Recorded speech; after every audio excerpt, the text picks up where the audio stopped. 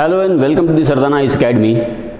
We have already discussed about Mauryan Empire and the late post-Mauryan era.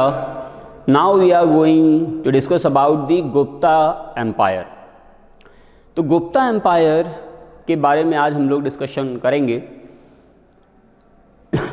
Post Mauryan era में मौर्य साम्राज्य के बाद, Maurya empire के बाद केवल जो सिग्निफिकेंट एम्पायर्स रहे वो नॉर्थ में कुषाण और साउथ में सातवाहन, यही डायनेस्टीज़ इम्पॉर्टेंट थी। और फिर जब नॉर्थ इंडिया को उस समय आर्यावर्त कहा जाता था, और आर्यावर्त और दक्षिणावर्त ये दो नाम थे नॉर्थ इंडिया और साउथ इंडिया के। तो आर्यावर्त में जब ये कुषाणों का अंत हो गया, तो कुषाणों के अंत के बाद फिर थोड़ा सा डिफरेंस रहा है, और इन डिफरेंसेस में थोड़ा मुरुंडों का जिक्र भी आता है। लेकिन फिर बाद में गुप्ता डायनेस्टी डेवलप हुई, तो आर्यावर्त और दक्षिणावर्त इन दोनों को मिला करके उस समय केवल 3 ही प्रोमिनेंट डायनेस्टीज़ मानी जा सकती हैं, जैसे वेस्ट में नागशक्ति, साउथ में वाकाटक और ईस्ट में गुप्ताज। तो ये गुप्ताज डेवलप होते हैं धीरे धीरे और अपना एक्सपेंशन करते हैं। वैसे अर्ली गुप्ता कॉइन्स जो मिलना स्टार्ट होते हैं ये उत्तर प्रदेश से मिलना स्टार्ट होते हैं, जबकि इनकी जो राजधानी थी ये पाटलिपुत्र थी। तो इन्होंने बाद में उज्जैनी भी अपनी राजधानी बनाया। तो पाटलिपुत्र और उज्जैनी 2 राजधानियाँ हुआ करती थी, लेकिन जो इनके कॉइन्स ज़्यादातर मिले हैं ये उत्तर प्रदेश में मिले हैं। तो बहुत सारे हिस्टोरियंस इनके ओरिजिन को बहुत ज़्यादा कॉम्प्लिकेटेड मानते हैं। कुछ कहते हैं कि ये, जैसे केपी जायसवाल हैं, केपी जायसवाल मानते हैं कि ये शूद्र थे, जबकि जो रोमिला थापर हैं या फिर अल्तेकर हैं, ये गुप्ता डायनेस्टी को वैश्य क्लैन का मानती हैं।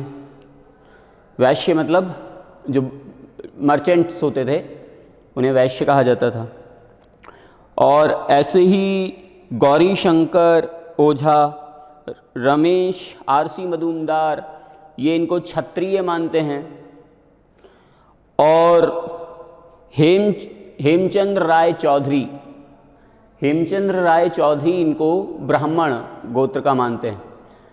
तो सब लोग सारे क्लाइंट्स का ओरिजिन मानते हैं, और इसी वजह से अभी तक कुछ डिटरमाइन नहीं हो पाया है कि अल्टीमेटली ये गुप्ताज थे कौन।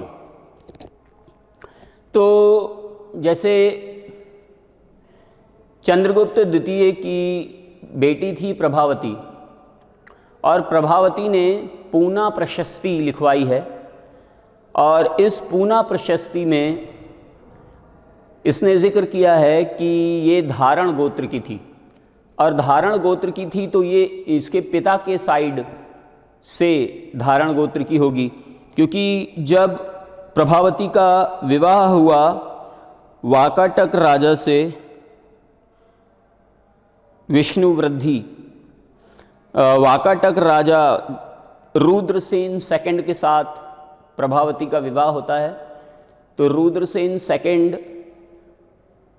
विष्णुवृद्धि गोत्र का था, और साउथ इंडिया में विष्णुवृद्धि गोत्र ब्राह्मण गोत्र माना जाता है। तो मतलब धारण गोत्र भी ब्राह्मण और विष्णुवृद्धि गोत्र भी ब्राह्मण। तो इस वजह से ये एविडेंस मिलता है कि ये ब्राह्मण गोत्र के रहे होंगे, बट अभी और इस पर रिसर्च होना बाकी है। फ़िलहाल हम लोग डिस्कशन करते हैं गुप्ता डायनेस्टी के बारे में।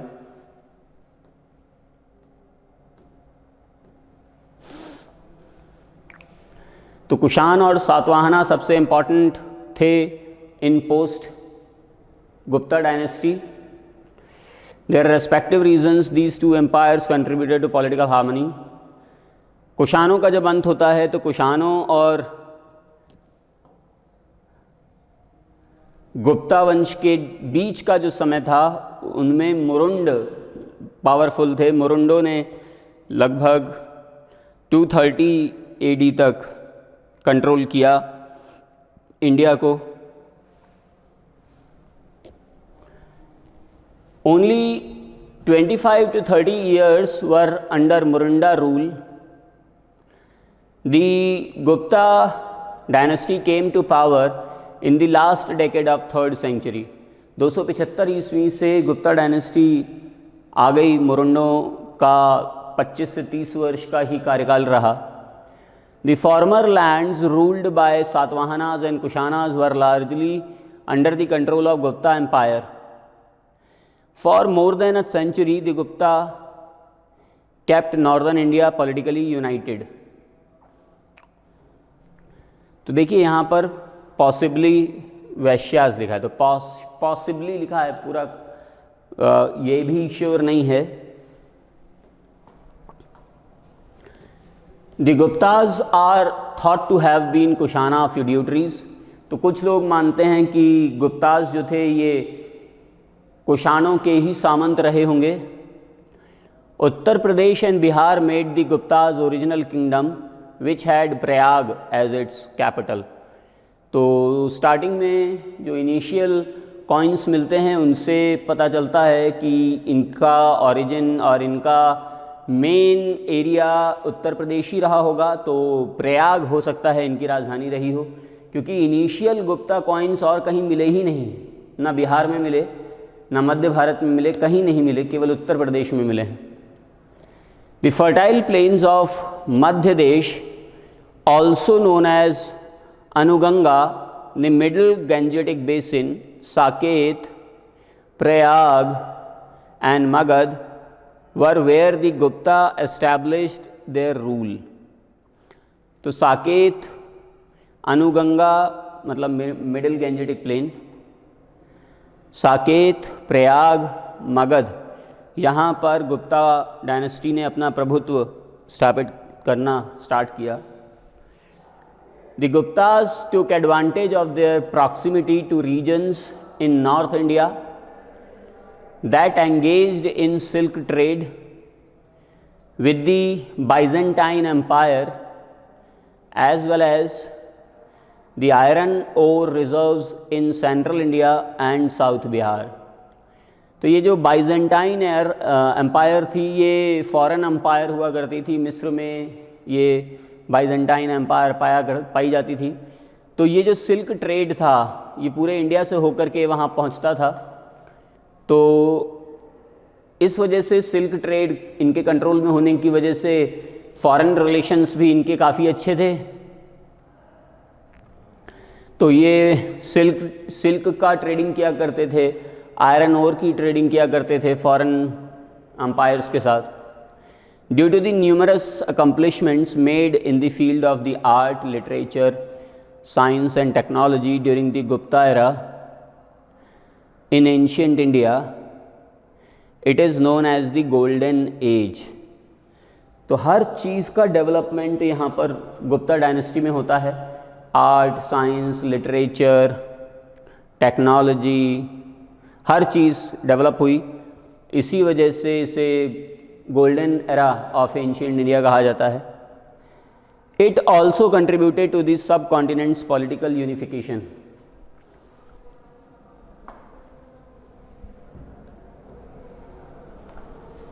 अब रूलर्स की बात करते हैं गुप्ता डायनेस्टी के। तो सबसे पहला रूलर का नाम जो मिलता है ये था श्रीगुप्त।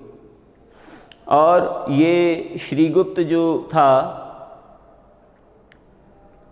स्कंदगुप्त के भीतरी स्तंभ शिलालेख से, कुमारगुप्त के विलसाड़ स्तंभ लेख से और समुद्रगुप्त के प्रयाग प्रशस्ति से जो नाम मिलता है सबसे पहले गुप्ता रूलर का, वो श्रीगुप्त का मिलता है। लेकिन इससे ज़्यादा इन्फॉर्मेशन श्रीगुप्त के बारे में कहीं नहीं मिली है।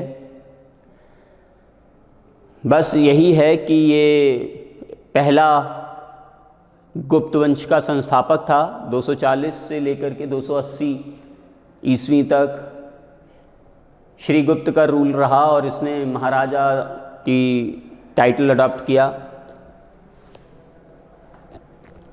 और उसके बाद उसका बेटा घटोत्कच अगला रूलर बनता है। तो घटोत्कच का भी नाम इन्हीं प्रशस्तियों में मिलता है। इसके बारे में भी ज़्यादा एविडेंस नहीं मिलते। इसने भी महाराजा का टाइटल अडॉप्ट किया। तो देखिए श्रीगुप्त, घटोत्कच, फिर चंद्रगुप्त फर्स्ट, फिर समुद्रगुप्त, फिर चंद्रगुप्त सेकंड,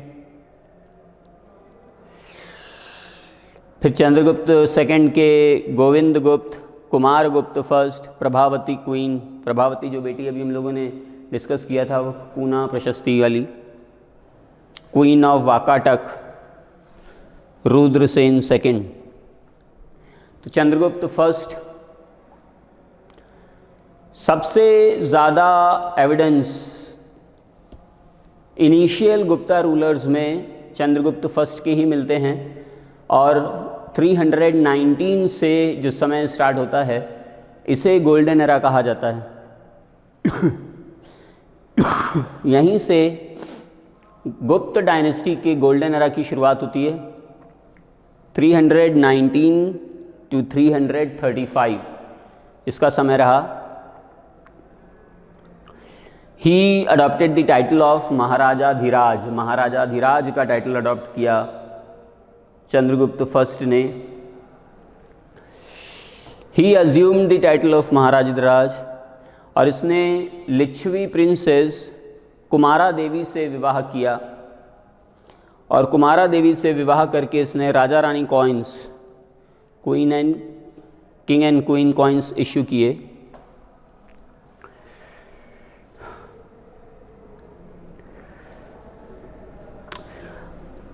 देखिए शक संवत कनिष्क ने शुरू करवाया था 78 एडी में, और एक और संवत है जिसे गुप्त संवत कहा जाता है, गुप्ता संवत। तो ये गुप्ता संवत जो है ये चंद्रगुप्त फर्स्ट ने इंट्रोड्यूस किया था 319 में। तो 319 एडी में तो लगभग शक संवत और गुप्ता संवत में 241 ईयर्स का डिफरेंस है। 241 ईयर्स का डिफरेंस है शक संवत और गुप्ता संवत में। ये गुप्ता संवत भी चंद्रगुप्त फर्स्ट ने इंट्रोड्यूस किया।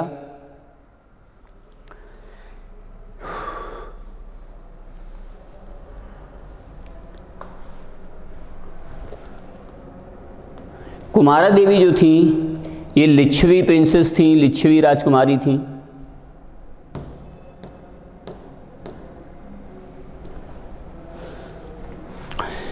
फिर चंद्रगुप्त फर्स्ट के बाद उसका बेटा समुद्रगुप्त अगला रूलर बनता है। 335 एडी से लेकर के 375 एडी तक समुद्रगुप्त का टेन्योर रहता है। एक हिस्टोरियन थे V.A. स्मिथ, ये ब्रिटिश टाइम में इंडिया आए और इन्होंने इंडिया में आकर के इंडियन रूलर्स के बारे में स्टडी किया। तो इसमें इन्होंने ये पाया कि समुद्रगुप्त जो था इसने वही काम किया जो नेपोलियन उसके समय में कर रहा था, क्योंकि नेपोलियन ने छोटे छोटे से आइलैंड्स को जीत करके वहाँ पर फ्रेंच कॉलोनी एस्टैब्लिश करना स्टार्ट किया। वही काम समुद्रगुप्त ने इंडिया में आज से 2000 साल पहले किया। तो इसीलिए V.A. स्मिथ ने समुद्रगुप्त को नेपोलियन ऑफ इंडिया, भारत का नेपोलियन टाइटल दिया है। His campaigns are mentioned in the Eran inscription Madhya Pradesh. तो एरन इंस्क्रिप्शन मिलता है मध्य प्रदेश में। तो एरन इंस्क्रिप्शन में समुद्रगुप्त के विजयों के बारे में पता चलता है।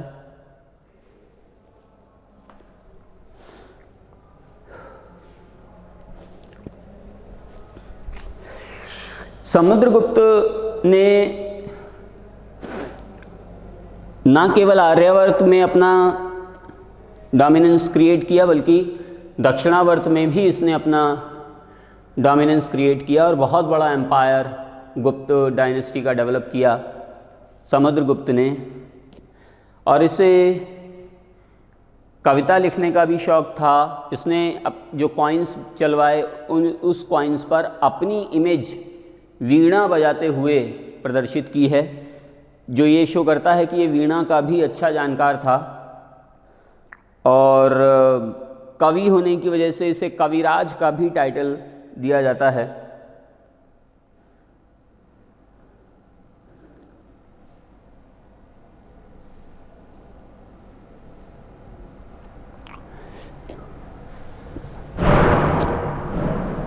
फिर उसके बाद उसका बेटा समुद्रगुप्त का नेक्स्ट रूलर आया चंद्रगुप्त सेकंड। 376 से लेकर के 413-15 तक चंद्रगुप्त सेकंड का रूल रहता है। चंद्रगुप्त सेकंड को हिस्ट्री में चंद्रगुप्त विक्रमादित्य के नाम से भी जाना जाता है और सबसे इम्पॉर्टेंट रूलर माना जाता है गुप्ता डायनेस्टी का। ये भी एविडेंस मिलता है कि समुद्रगुप्त और चंद्रगुप्त विक्रमादित्य के बीच में रामगुप्त नाम का एक रूलर हुआ, लेकिन ज़्यादा एविडेंस इसका नहीं मिलता। चंद्रगुप्त सेकंड ने अपने राज्य का expansion matrimonial and diplomatic alliances बना करके किया। मैट्रिमोनियल अलायंसेस में इसने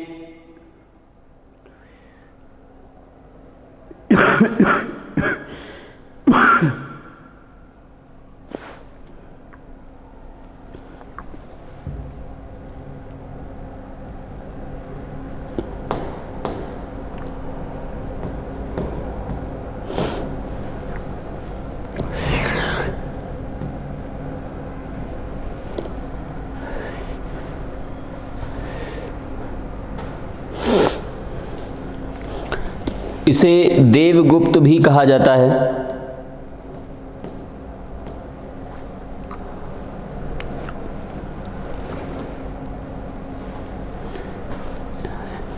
जैसे अकबर के 9 रत्न हुआ करते थे, वैसे ही चंद्रगुप्त विक्रमादित्य के टाइम पर भी उसने अपने 9 रत्न विकसित किए थे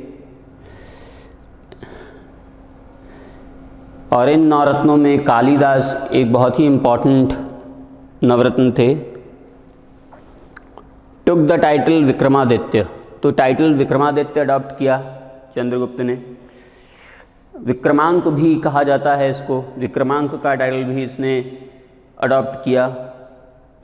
और विक्रमांक के अलावा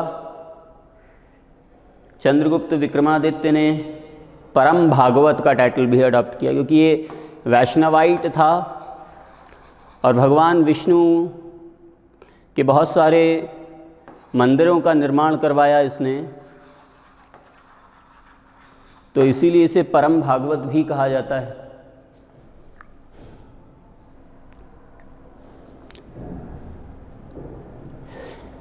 तो इसकी बेटी थी प्रभावती। प्रभावती का विवाह इसने वाकाटक नरेश रुद्रसेन सेकंड से कर दिया। ये एविडेंस मिलता है पूना प्रशस्ति में, जो प्रभावती ने खुद लिखवाई है।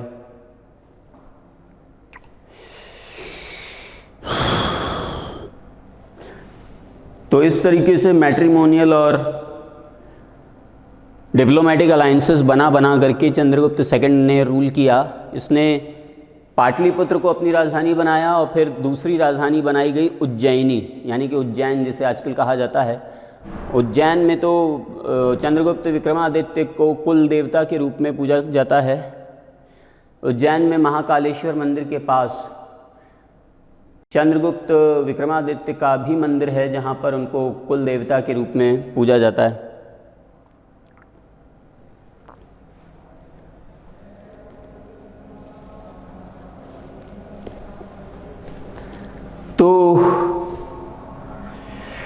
चंद्रगुप्त विक्रमादित्य के समय ही चाइनीज़ ट्रैवलर फायनयान भारत आया और ये फायनान जो था ये भारत में आकर के कुछ समय तक रहा। इसने भारत को देखा और एक बुक लिखी इसने जिसका नाम था फो क्यू की।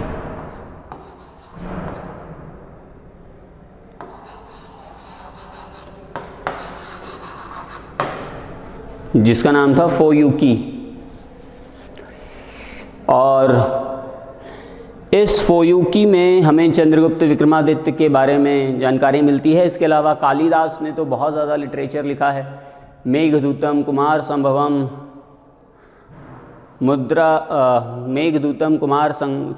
अभिज्ञान शाकुंतलम, बहुत सारे नोटेबल लिटरेचर डेवलप किया जिसमें कहीं कहीं पर चंद्रगुप्त विक्रमादित्य का भी एविडेंस हमें देखने को मिलता है।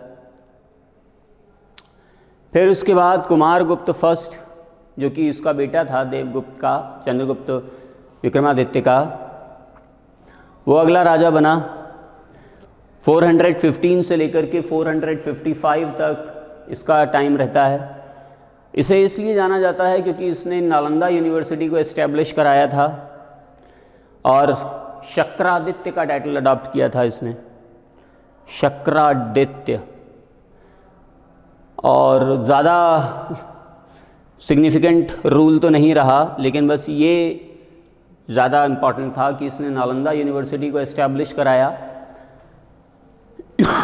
और ये जो नालंदा यूनिवर्सिटी थी, इसको मेडिवल इंडियन हिस्ट्री में बख्तियार खिलजी नाम के एक इन्वेडर ने गिरा दिया और इसमें रखी सारी किताबें जला दी गईं। अब इसका फिर से रिजुविनेशन किया गया है नालंदा यूनिवर्सिटी का। स्कंदगुप्त, गुप्ता डायनेस्टी के इम्पॉर्टेंट रूलर्स की लिस्ट में Skandagupta was the last ruler. उसके बाद भी बहुत सारे गुप्ता डायनेस्टी के रूलर आए, लेकिन कोई फिर इतना बड़ा एम्पायर एस्टैब्लिश नहीं कर पाया। तो ये 457 से लेकर के 467 AD तक रूल करता है और ये भी वैष्णवाइट था, कुमारगुप्त फर्स्ट का सन था। इसे इसलिए जाना जाता है कि उस समय विदेशी हुनास का अटैक हो रहा था, तो फॉरेनर्स हुनास को उसने हराया और उनकी टेरिटरी पर भी कब्ज़ा जमाया। तो इसीलिए हुनास को हराने के लिए स्कंदगुप्त का नाम इम्पॉर्टेंट होता है। देखिए, कुमारगुप्त को महेंद्रादित्य या शक्रादित्य के नाम से जाना जाता है।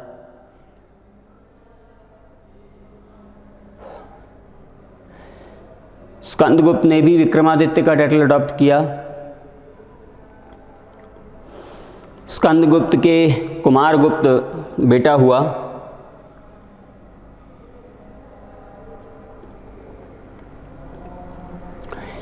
लेकिन कुमारगुप्त फर्स्ट के बाद फिर स्कंदगुप्त का टाइम आया, फिर स्कंदगुप्त के बाद पुरुगुप्त अगला रूलर बना।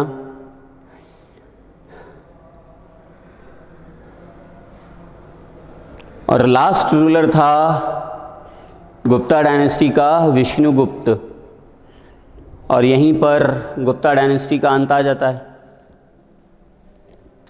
Last ruler of Gupta dynasty was Vishnugupta.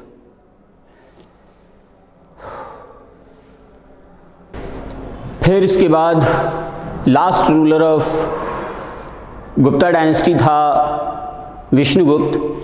ये कुमारगुप्त थर्ड का बेटा था। कुमारगुप्त थर्ड का सन था और ग्रैंड सन था ये पुरुगुप्त का।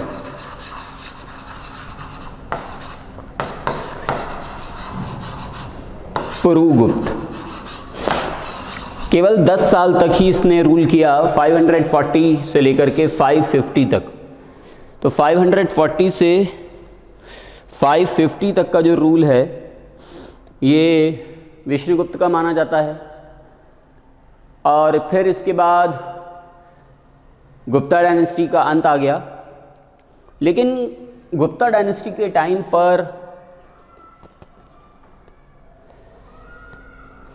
कॉइनेज सिस्टम बहुत ज़्यादा डेवलप हुआ, गोल्ड कॉइन्स बहुत ज़्यादा क्वांटिटी में इश्यू किए गए, इसीलिए इसे गोल्डन एज इन इंडिया कहा जाता है।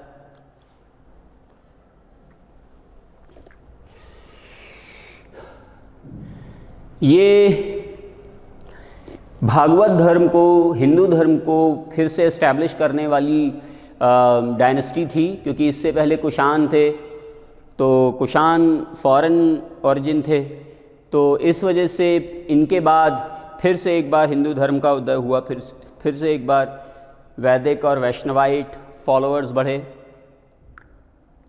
इनसे पहले लगभग 500 वर्षों तक ग्रीक, पर्शियन, साइथियंस और कुषाणों ने यहाँ पर रूल किया हुआ था।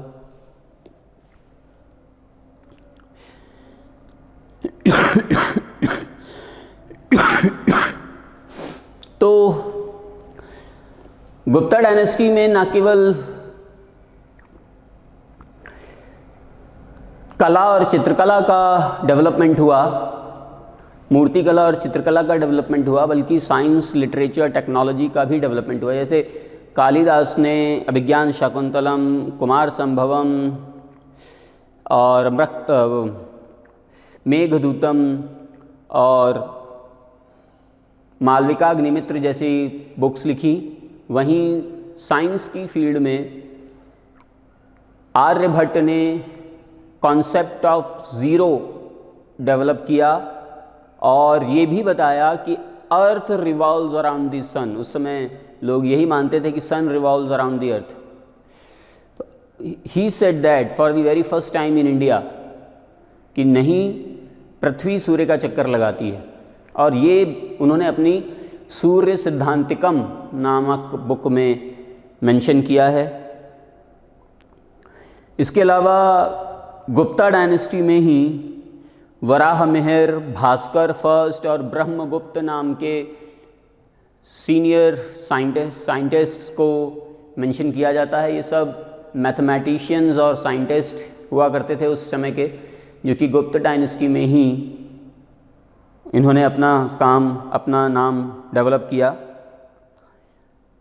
तो कॉन्सेप्ट ऑफ ज़ीरो भी आर्यभट्ट ने दिया और दशमलव प्रणाली जो थी ना, डेसिमल सिस्टम, ये भी गुप्ता डायनेस्टी में ही इंट्रोड्यूस हुआ है। तो इतना ज़्यादा साइंस एंड टेक्नोलॉजी का डेवलपमेंट हुआ गुप्ता डायनेस्टी में। अगर हम आर्ट एंड स्कल्पचर्स की बात करें तो आर्ट को देखने के लिए बाघ की गुफाओं में या फिर अजंता की गुफाओं में या फिर बादामी की गुफाओं में जाकर के गुप्ता डायनेस्टी के आर्ट को देखा जा सकता है।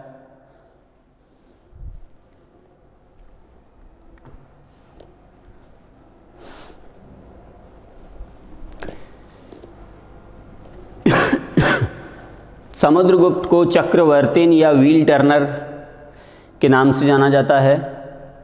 इसने 20 किंगडम्स पर अपना अधिकार किया, built army and even navy, इसने नेवी बनाई।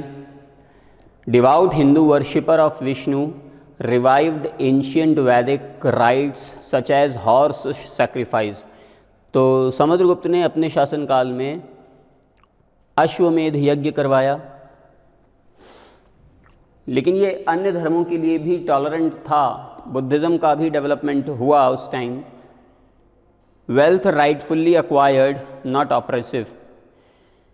तो इसने जो पैसे, जो पूंजी इकट्ठा की, वो सही रास्ते से अपनाई है और इसमें कहीं पर भी उसके डोमिनेंस के थ्रू उसकी वेल्थ एक्यूमुलेशन नहीं मिलती। Great pattern of literature and arts, poet and musician. तो जैसे कि हमने बताया था कि ये वीणा बजाते हुए इसके सिक्के दिखे हैं और ये कविराज का टाइटल भी अडॉप्ट करता है। संस्कृत गुप्ता डायनेस्टी की मेन लैंग्वेज हुआ करती थी?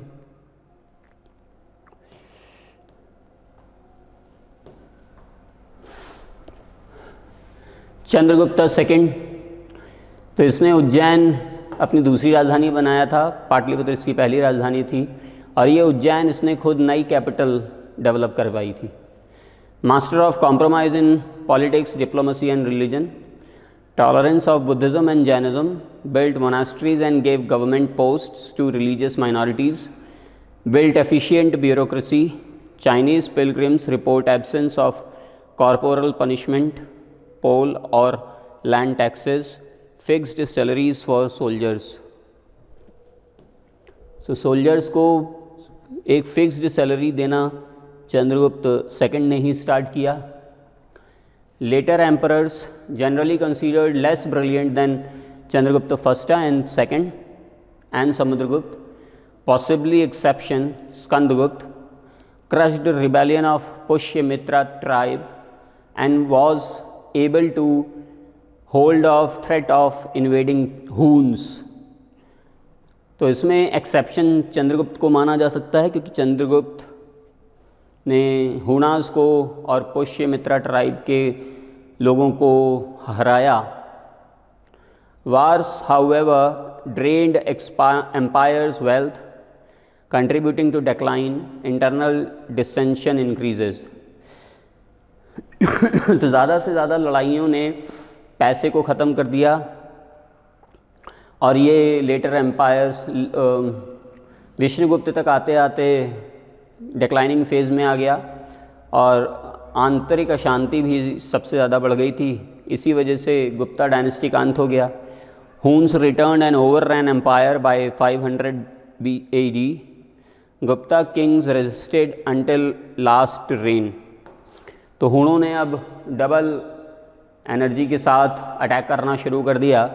तो जब तक ये रोक पाए, फिर विष्णुगुप्त के समय केवल 10 साल के ही कार्यकाल में हुनों ने गुप्ता डायनेस्टी का अंत कर दिया।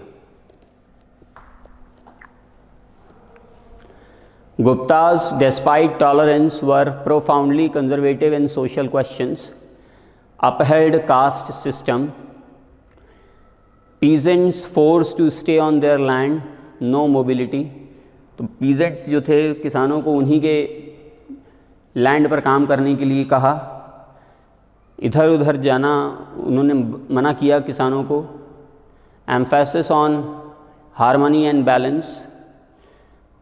Kalidasa love follows caste lines, तो जैसे कालिदास ने लिखा है कि कास्ट लाइंस को प्रेम में, जाति को प्रेम में तरजीह नहीं देनी चाहिए। सब कास्ट जाति बेस्ड ऑन ऑक्यूपेशन, तो जाति जो थी ऑक्यूपेशन के आधार पर बनाई जाने लगी थी। Rise of guilds, organisations which survive and industries wages and prices provide welfare for needy members and families.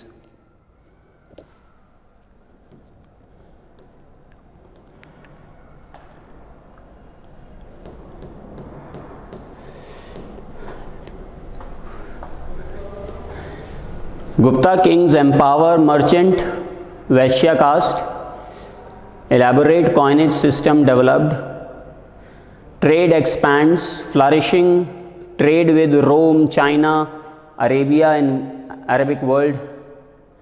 In many cities, marketplaces surge, but is still essentially an agricultural economy. तो ये सब हुआ लेकिन एग्रीकल्चरल इकोनॉमी थी।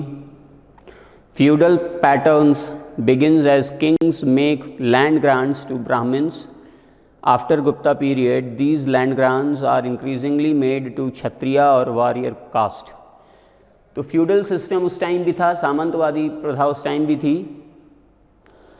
गुप्ता शासकों ने ब्राह्मणों को सबसे ज़्यादा लैंड ग्रांट दिए, लेकिन फिर पोस्ट गुप्ता एरा में क्षत्रियों को लैंड ग्रांट मिलना स्टार्ट हो गए। Advances in agriculture, iron permits clearing of Ganges river valley for farming. तो लौह पत्रों पर गैंजेस रिवर वैली में एग्रीकल्चर डेवलप करने का प्रमाण मिलता है। ये कालिदास की एक लिखी हुई कविता है क्लाउड मैसेंजर में, मेघदूतम में, जिससे उस समय के मार्केट के बारे में, एग्रीकल्चर के बारे में और गोल्ड एंड प्रेशस ज्वेल्स के बारे में एविडेंस मिलते हैं।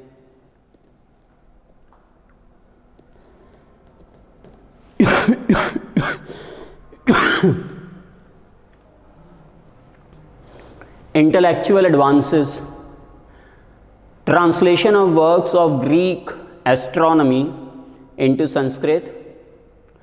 तो ग्रीक एस्ट्रोनॉमी को संस्कृत में ट्रांसलेट करवाया गया। 499 AD तक future planet locations calculated accurately, solar year measured, geography word longitudes redrawn, Ujjain से होकर की कर्क रेखा जाती है, beginning in Ujjain instead of Alexandria. Math, world's first effective treatise on square and cuboid roots, numerical and decimal system developed which spread eventually to Europe। तो decimal system और numeral system introduce किया। न्यूमरल सिस्टम मतलब zero start किया और फिर ये Europe में ले जाया गया। फिलॉसफी में साइलॉजिज्म की लॉजिक डेवलप की गई। मेडिसिन, उस समय धन्वंतरी नाम का एक बहुत बड़ा आयुर्वेदाचार्य चंद्रगुप्त विक्रमादित्य के टाइम पर था। Free hospitals provided, advances in bone setting and pharmacy soon adopted by Arabs and Greeks. तो धन्वंतरी चंद्रगुप्त विक्रमादित्य के टाइम पर था, जबकि चरक जो था ये कनिष्क के टाइम पर था। Great universities of Nalanda and Vikramshila established, receive influx of students from all over the world।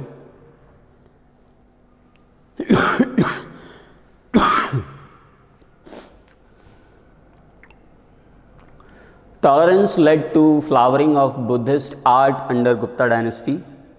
Distinctive Gupta Buddhist style, figures were elongated, idealized, faces had distant meditative gazes, expressed ideals of restraint, discipline, harmony।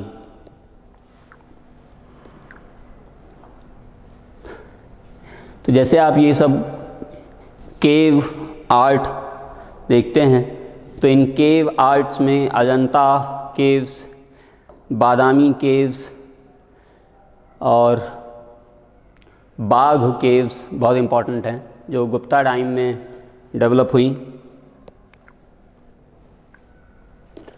29 caves in horse shoe shaped rock rewind, ये आपको Ajanta caves में मिलेगा। देखिए ऐसा होता है Ajanta caves. ये बहुत दूर से ली गई इमेज है, पूरा पत्थर है और इसमें केव्स को काट काट के इसमें ड्राइंग की गई है।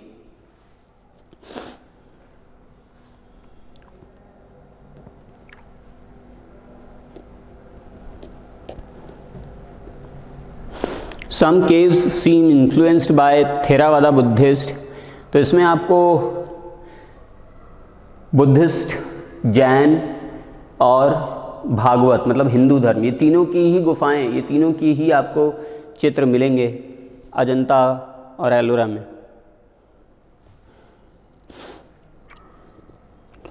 तो बुद्धिस्ट ट्राइब में थेरावादा बुद्धिस्ट ने भगवान बुद्ध के जो जातक कथाओं से रिलेटेड कहानियां हैं उनको रॉक ड्राइंग में इंक्लूड किया है।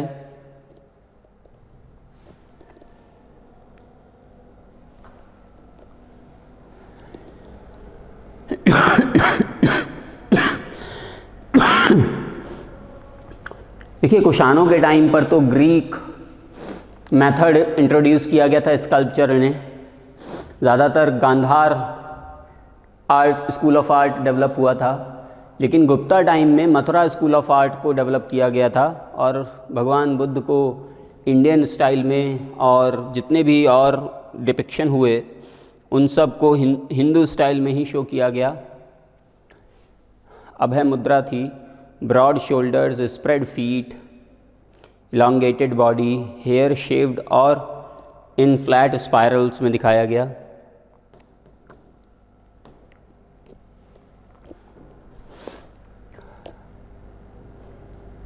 तो आज हम लोगों ने डिस्कस किया गुप्ता एरा के बारे में। आज इतना ही। अब नेक्स्ट सेशन में हम लोग पोस्ट गुप्ता एरा के बारे में डिस्कशन करेंगे। Thank you, have a nice day.